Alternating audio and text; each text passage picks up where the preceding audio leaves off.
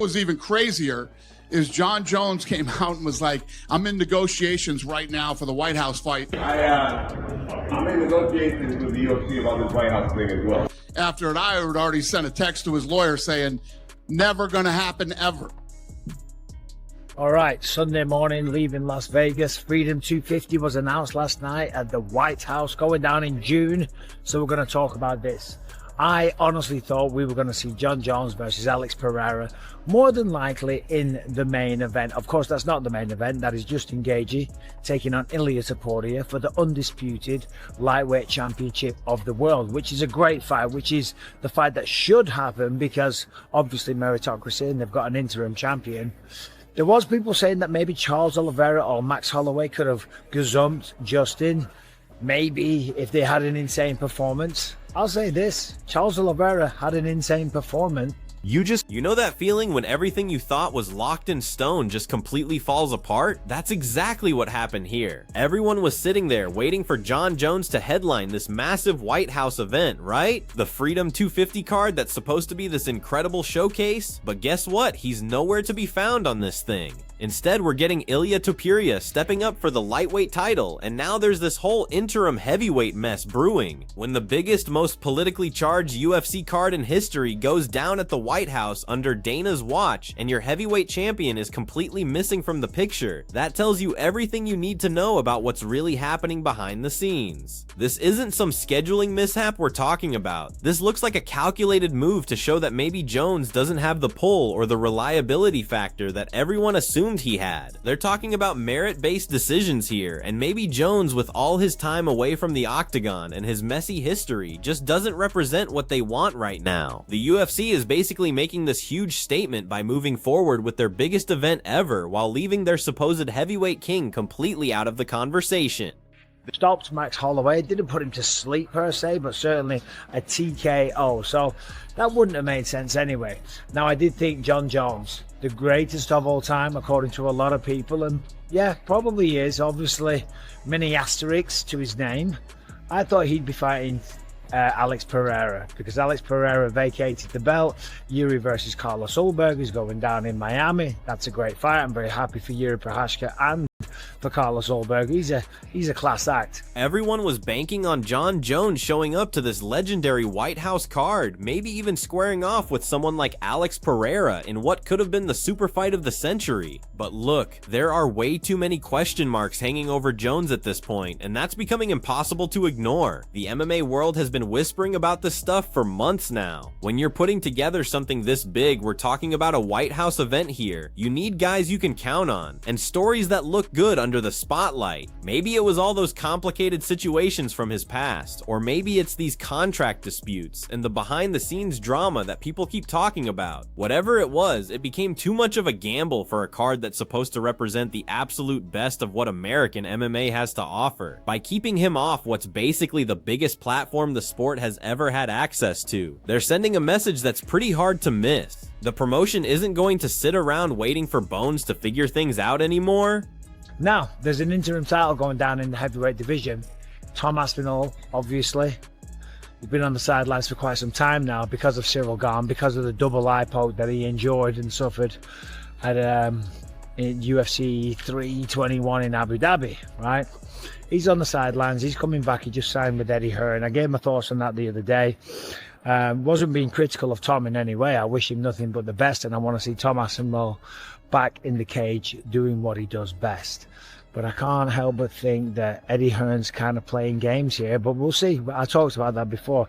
The reality of the situation is, though, he's not ready to come back just yet, so they've done an interim title with Alex Pereira versus Cyril Gane.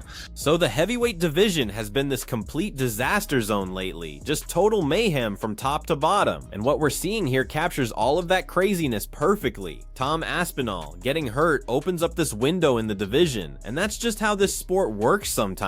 But here's what really matters in all this. They decided to book Pereira against Gane for an interim belt on this White House card, instead of waiting around for Jones to get his act together or decide he actually wants to fight. That decision speaks volumes about where Dana and the whole UFC organization stand on this. The machine keeps rolling whether the undisputed champ wants to show up or not. This wasn't some accident or last-minute change because someone got injured. This was a business move, a strategic choice to push Jones completely to the side during the biggest event of the year and replace whatever star power he might have brought with a matchup that actually has people excited and talking. Some people might think, well, that's weird. I've gone the wrong way. That's weird. He pokes Tom Aspinall and then gets rewarded with an interim title shot. Well, first of all, accidents do happen. It wasn't intentional. I'll give Cyril the benefit of the doubt on that.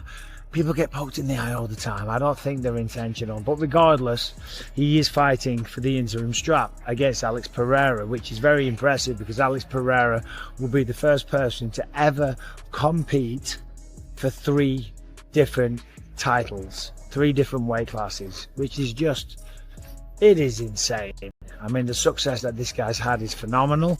Now, this whole eye poke thing with Gane might look like just another freak accident that happens in this sport, but the reality is that Gane is now getting an interim title shot on the White House card, which is absolutely massive for his career. Dana signing off on this decision shows you exactly where the UFC's head is at right now. They're choosing to go with Alex Pereira's incredible story, this potential 3-division champion run that could make history. And by doing that, they're proving they'd rather build new legends and create fresh storylines than wait around forever for an old one who might not even be interested. For Jones, watching the heavyweight division move forward without him, seeing this record-breaking fight that could change everything headlining a presidential event, that's gotta sting. It's like a reality check that his spot at the very top of this sport, that feeling of being completely untouchable and irreplaceable, might be disappearing while the UFC makes moves that directly affect his championship status and everything he's built.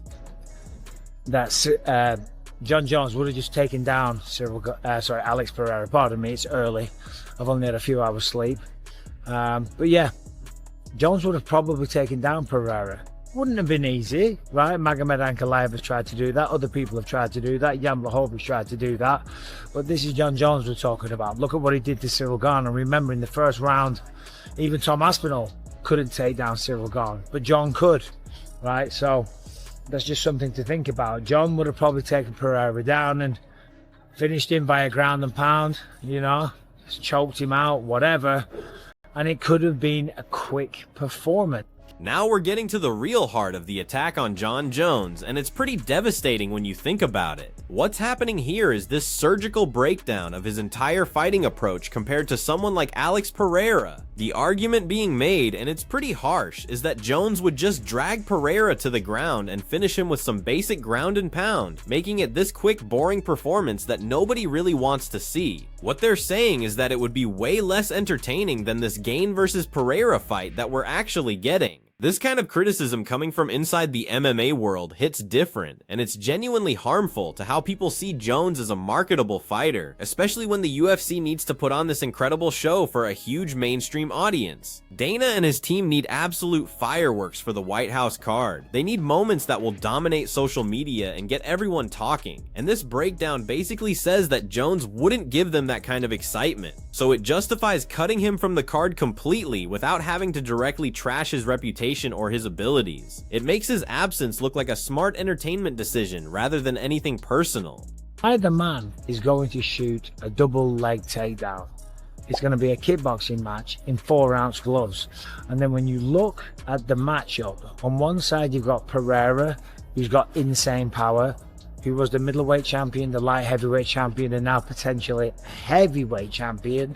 Again, legendary stuff. The power will travel. He had knockout power at 185, 205 he will, and at heavyweight, he's still going to pack the same amount of punch. Granted, you're fighting bigger people, you're striking bigger people with bigger necks and bigger jaws, and just generally heavy, so they'll be able to absorb the blows better. But he's still going to crack a punch, man. Simple as that. Compare that potentially dull outcome to what we're actually getting, and the difference is night and day. This breakdown paints this amazing picture of Gane versus Pereira as this guaranteed striking war in 4-ounce gloves where absolutely anything could happen. The focus on Pereira's ridiculous knockout power and his shot at becoming a 3-division champ highlights exactly the kind of excitement and drama that the UFC wants for the White House event. This isn't just another fight, this is specifically crafted to be this spectacle that's perfect for a high-profile mainstream crowd full of politicians and celebrities. For Dana, choosing to go with this clash instead of a potentially dominant but way less thrilling Jones performance makes complete sense from a business perspective. It reinforces exactly why Jones wasn't the right choice for such an important event that needs to connect with casual fans who don't follow the sport regularly. But he's got the punching power. He's not quite as smooth or quite as slick as Ciryl Gane, although I'm not saying he's not slick, I'm not saying he's not smooth, I'm not saying he hasn't got great combinations, because he does. He's a brilliant world-class kickboxer. But on the other side, you've got Ciryl Gane, who's very, very light on the feet, very bouncy, very floaty. He kind of glides around the octagon and extremely fast for the heavyweight division. I don't think either guy is going to go for a takedown. If it does go down to the ground, it'll be after one of them gets knocked down. Shut up with the announcements, please. I'm trying to do a YouTube video like an absolute bellend walking through an airport and everyone's looking. It's full of UFC fans.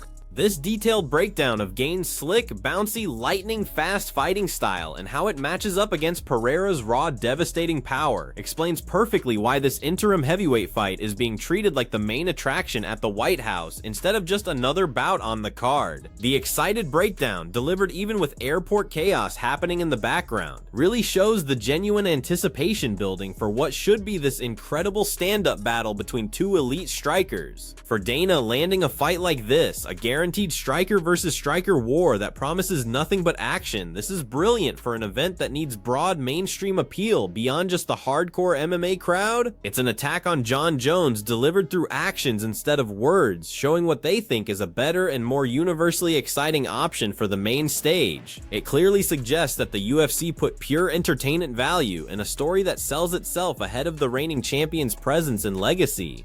I don't think either guy is going to go for a takedown. If it does go down to the ground, it'll be after one of them gets knocked down.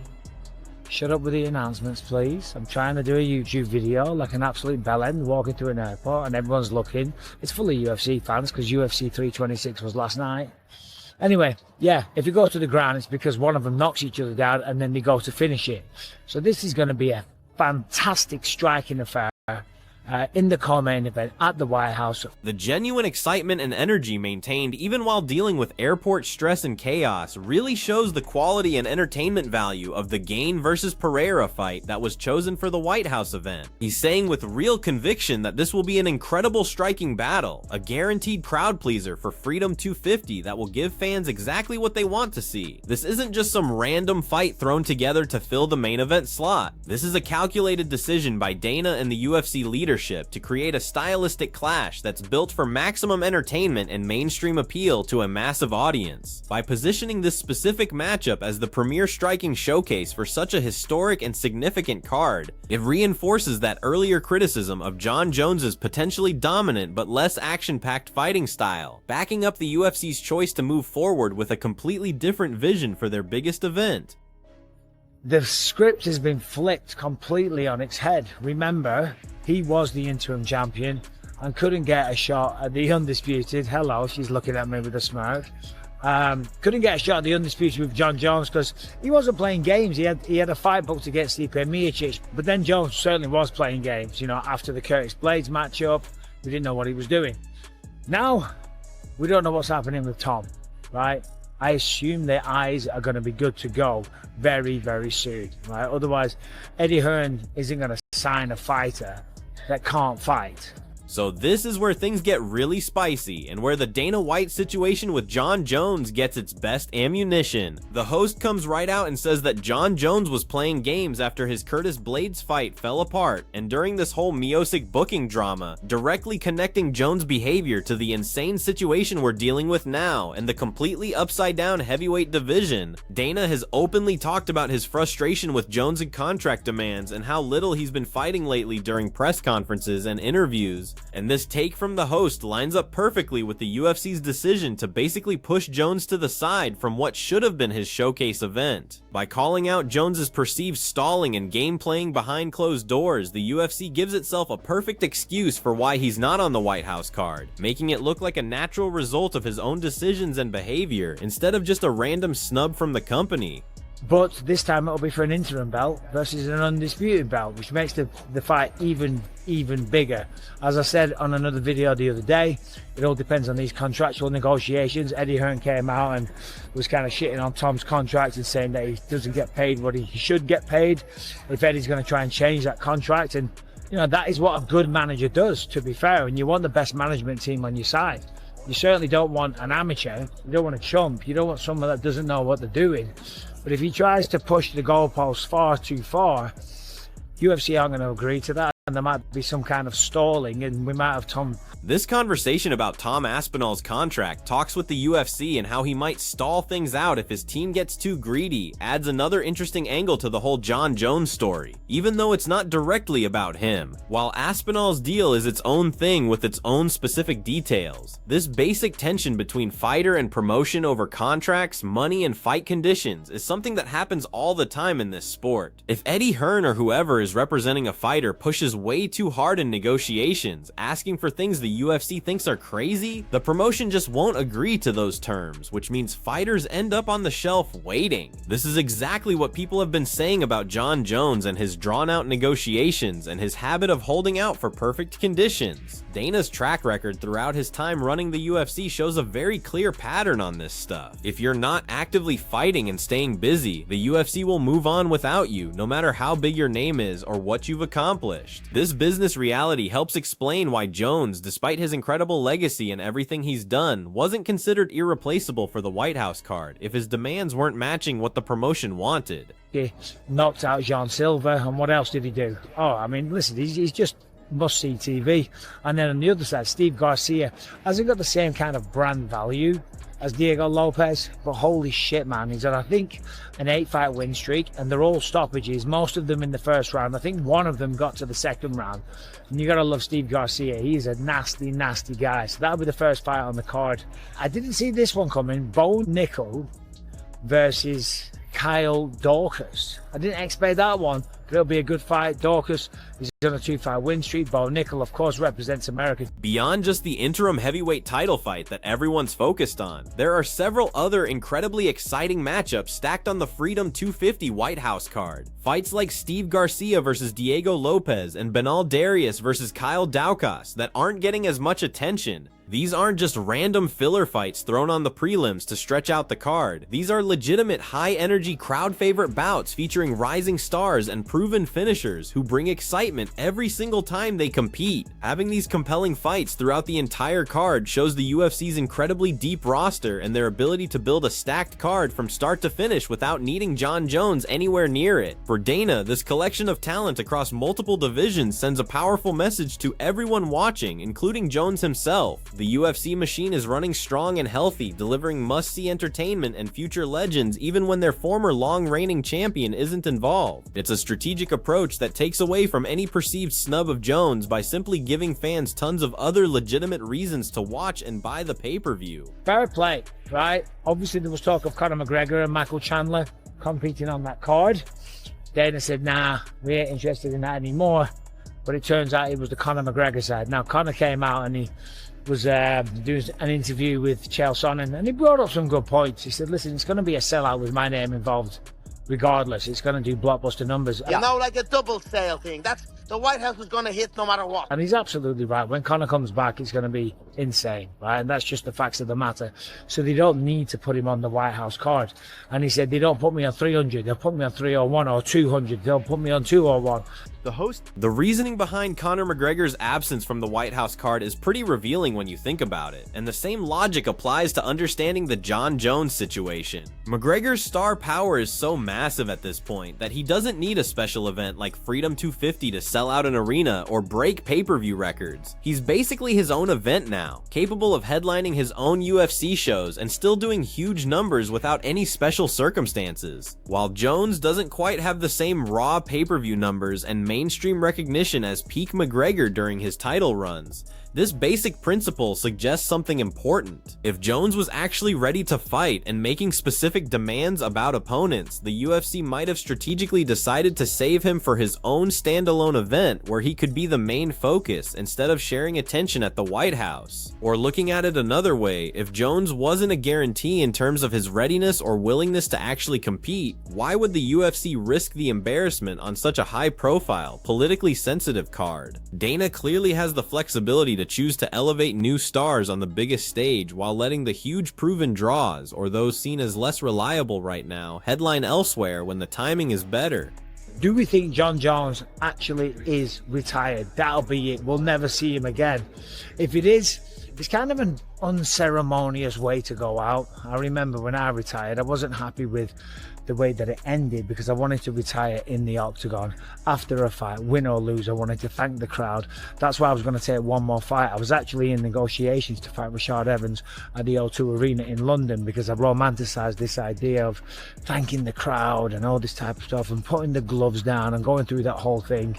And my manager, Odi Atara, was like, Mike, you're romanticizing this in your mind for this big moment, but what you're doing is you're putting your vision. Thinking about Jon Jones potentially retiring and the personal story about seeing an unglamorous exit from combat sports adds some real empathy to this discussion, but it also includes some criticism of how this might end. The idea of Jones going out like this, without some grand farewell fight in the octagon, without the send-off that a legend of his level usually gets, is completely different from what most legendary fighters want and what fans expect to see. For Dana, while he almost certainly respects Jones's incredible legacy and what he's done for building the UFC brand, the business reality he has to deal with is that the UFC can't afford to get sentimental about a fighter's exit if it conflicts with their immediate business goals or their event planning schedule. Jones's absence from the White House card, if this really marks his quiet end to an incredible career, is clearly a decision the UFC seems comfortable with, even if it's kind of disappointing for longtime fans and maybe even for Jones himself. Also ashamed that apparently he needs hip surgery. He was talking about, being riddled with arthritis, got caught on camera. Dana mentioned that again at the press conference. Is it fair to say then Jon Jones is retired and this is the end of his time? Yes. Said he might need a hip replacement. So I hope that all works out for him. And if it is the end of a legendary career, fair play, man. Talk about knocking it out of the park, making an insane amount of money and building a life for yourself, because that's really what you can do. A lot of people talk shit about the UFC and they say me being a company man. Look at me, for crying out loud. One day you could be me, wandering around an airport with a camera in your hand, looking like an absolute dill. Here's the most direct connection we have to the Dana White situation with Jon Jones, and it's pretty telling when you examine it closely. The host specifically mentions that Dana White has been publicly talking about Jon Jones's hip surgery and the fact that he's dealing with arthritis throughout his body at this point in his career. While this information is presented as genuine concern for a legendary fighter's health and well-being, Dana's very public discussion of Jones's specific health problems, especially in the context of his absence from such a major event, can definitely be seen as a strategic move by the UFC president. It creates a very specific image of a champion whose physical condition and body breakdown makes him unreliable for building major events around, therefore justifying his complete exclusion from the White House card and potentially any future plans the company might have. It's not a direct attack on his character or his skills as a mixed martial artist, but it's definitely a very public undermining of his immediate future as an active fighter, subtly suggesting to fans and media that his career is naturally coming to an end due to legitimate health issues, rather than admitting that the UFC actively chose to snub a healthy and willing champion.